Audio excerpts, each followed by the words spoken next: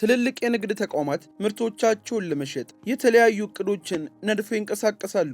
በተለይ ደግሞ ተመሳሳይ ምርት ያላቸው የንግድ ድርጅቶች የእነሱ ምርት ከሌሎች አስበልጠው የሚያስተዋውቁበት መንገድ ሁልጊዜም በማሰብ ብዙውን ጊዜም ይዳክራሉ።